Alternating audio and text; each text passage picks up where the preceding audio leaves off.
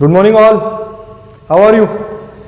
आई hope आपने last 6 chapters का study किया होगा अच्छे से, जिसमें मैंने आपको बेस्ट ऑफ 5 मतलब एक चैप्टर के 5 इंपॉर्टेंट क्वेश्चंस दे दिए, करेक्ट है? सो आज हम हमारा नेक्स्ट चैप्टर देखेंगे, 7th one chapter, that is wave optics. ये चैप्टर बहुत इंपॉर्टेंट है, ये थोड़ा मतलब इसमें बहुत से कंसेप्ट है, अच्छे वाले कंसेप्ट है, आपको अच्छे से पढ़ना भी है। तो आज मैं इसके बेस्ट ऑफ 5 इंपॉर्टेंट क्वेश्चंस देना चाहूँगा। सो चालू करते हैं बिना समय गवाए।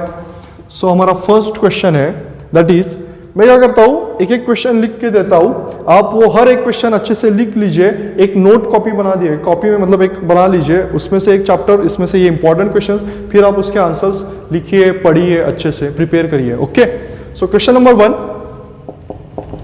सो क्वेश्चन नंबर 1 है, explain the nature of light. Explain the nature of light. Explain the nature of light and the Huygens theory.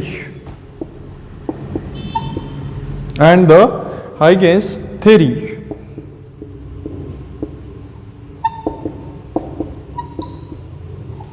Explain the nature of light and Huygens theory. बस इतना ही है हमारा फर्स्ट क्वेश्चन। क्या है question हमारा? कि हमें एक्सप्लेन करना है कि nature of light and Huygens theory क्या होता है, ब्रीफली। ओके, सो क्वेश्चन नंबर 1 इतना ही है सर, बस इतना ही है। डन, लिख लीजिए।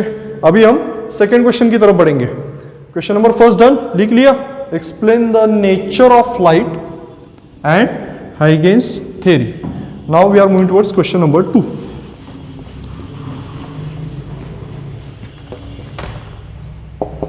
Now moving towards question number 2। हमें क्वेश्चन नंबर 2 में explain the reflection of light. Explain the reflection of light. Explain the reflection of light at a plane surface. At a plane surface. At a plane surface, and the refraction between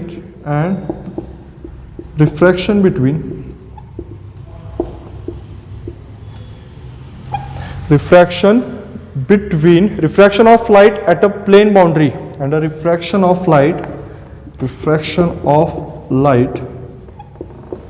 at a plane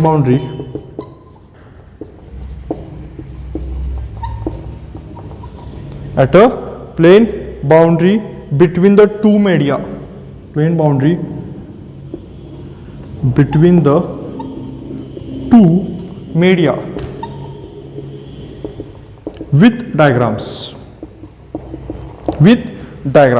So second question क्या है, देखो हमें कुछ explain करना है कि भाई reflection of light क्या होता है at a plane surface. Reflection गया, वहां पर कोलाइड हुआ, आया, रिफ्लेक्शन ऑफ लाइट, करेक्ट है? सो रिफ्लेक्शन ऑफ लाइट क्या होता है at a plane surface, and the refraction of a light. There is a 2 different terms, reflection is different, refraction is different, correct है? So refraction of light at a plane boundary between the 2 media with the diagrams. उनके diagram निकालना आपको compulsory है। So ये question done. This is the second question, reflection and refraction with their diagrams. आपको ये explain करना है, अच्छे से प्रिपेयर करना है। So this is our question number 2। Now we are moving towards our question number 3, जिसमें आपको कुछ सब क्वेश्चंस भी मिलेंगे। हाँ सर, आज वही वो सोच रहे थे हम कि अभी तक सब क्वेश्चंस क्यों नहीं मिले। आएंगे सब क्वेश्चंस आएंगे। सो क्वेश्चन नंबर कितना, कौन सा है? Question number 3, that is what is, उसमें फर्स्ट आता है, आपको एक्सप्लेन करना है मालूज लॉ क्या है, second one what is Brewster's law, and third one polarisation by scattering and interference pattern, correct है? Polarisation by scattering and interference with, उसको एक्सप्लेन करना है briefly with a neat diagrams. आपको diagrams अच्छे से निकालने हैं, करेक्ट है? डन है।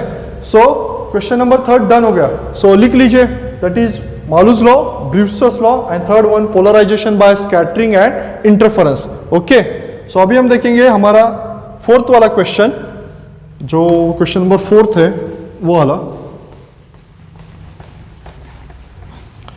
Question number 4th. So question number 4th is like explain the following. हमें कुछ ना, इसमें कुछ सब क्वेश्चंस आते हैं. Explain the following. ये बहुत इंपॉर्टेंट क्वेश्चन है.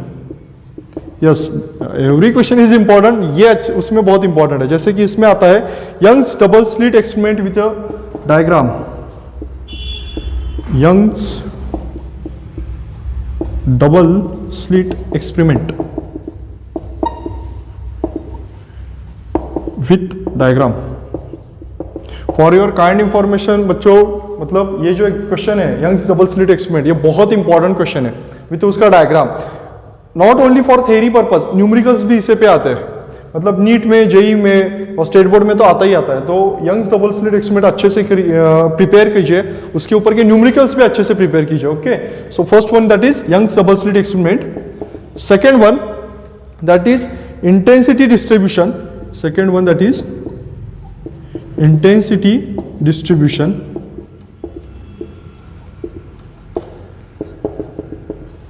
थर्ड वन है that is conditions for interference pattern. Conditions for interference pattern. Conditions for interference pattern. And fourth one is the last one, that is method to obtain coherent sources. Method to obtain coherent sources. जैसे आपको अभी पता होना जरूरी है कि sir what is meant by coherent source. Correct है. तो method to obtain coherent sources. So question number 4 में ये बोला ना मैंने, ये बहुत इंपॉर्टेंट क्वेश्चन है इस चैप्टर का. जैसे कि उसमें आता है Young's double slit experiment with diagram. Second one intensity distribution. Third one conditions for interference pattern. Different interference pattern है ना, उसका कंडीशंस क्या है. And fourth one that is method to obtain coherent sources. तो आपको पता होना जरूरी है कि कोहेरेंट सोर्सेस क्या होते हैं, उसके मेथड्स क्या है to obtain the coherent sources. So question number 4 is done.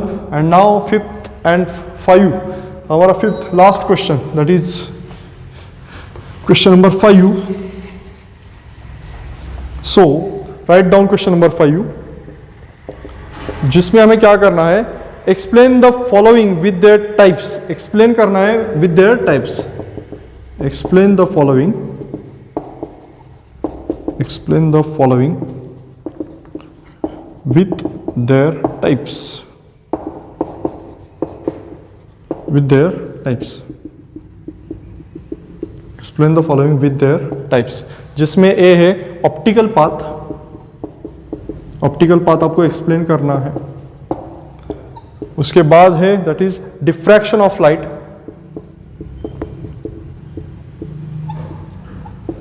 Diffraction of light. उसके बाद सी है डबल स्लिट डिफ्रैक्शन पैटर्न.